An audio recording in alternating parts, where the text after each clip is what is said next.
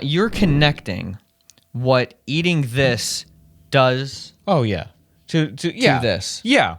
That's primitive, but you tell me what you meant. No, that's about right. Okay, I mean, all right. I'm just trying to understand what works for my body in terms of like the foods I eat and like the output, the intake and the output. Like, How it makes you feel the next day. yeah. The main thing I'm doing is making sure that if I am going to eat carbs, which I exercise so much that I have to have carbs.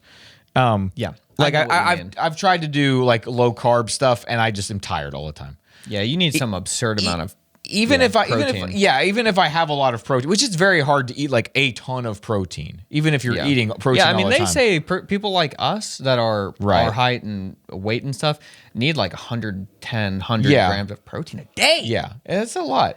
But I'm same as you. I feel better if I have carbs.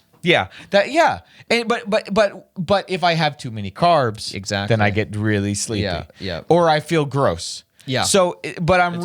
what I finally have realized is if I pair a leafy green and I eat that first, Yeah. get that fiber and those nutrients, then I bake myself a potato.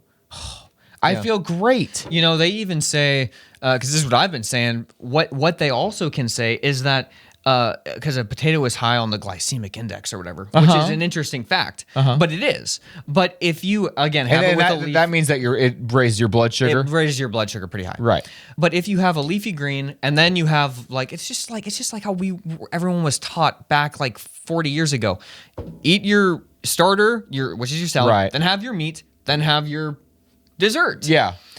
That's like instinctive. That's like the squirrel's burying its seed. So if you do that with the potato, but if you don't eat the potato as soon as it comes steaming hot out, if you let it cool down and then reheat it, it drops the glycemic like dramatically, even more. It's weird.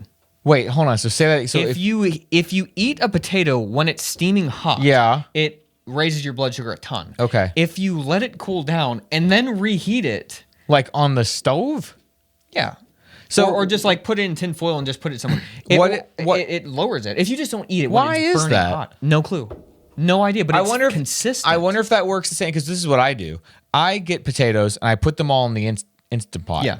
And I cook them, and then I put them in the refrigerator, and then over the next few days I eat them, and I cook them again. Yeah, that's and what just I'm saying. the slightest bit of oil, because you don't need much. That's what I'm saying. Yeah. Yeah, that's exactly. Well, so there that you would go. lower it Oh, even that's more. great.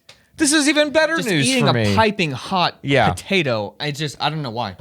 But if you do that and if you just eat that straight without having anything else, that's so interesting. It does add a lot of that. That is what I thought about too, though. As I was learning more about this, I was like, that's exactly what you have, like your salad, your appetizer. Like when you go to A fancy restaurant. yeah, or you go to like a Japanese restaurant or whatever. that's They're what gonna they do. bring you your soup and your salad first, and then It's just instinct. It was instinctual. Yeah. People felt like crap when they did it the other way, and so then they just naturally started to do that. that gave me hope.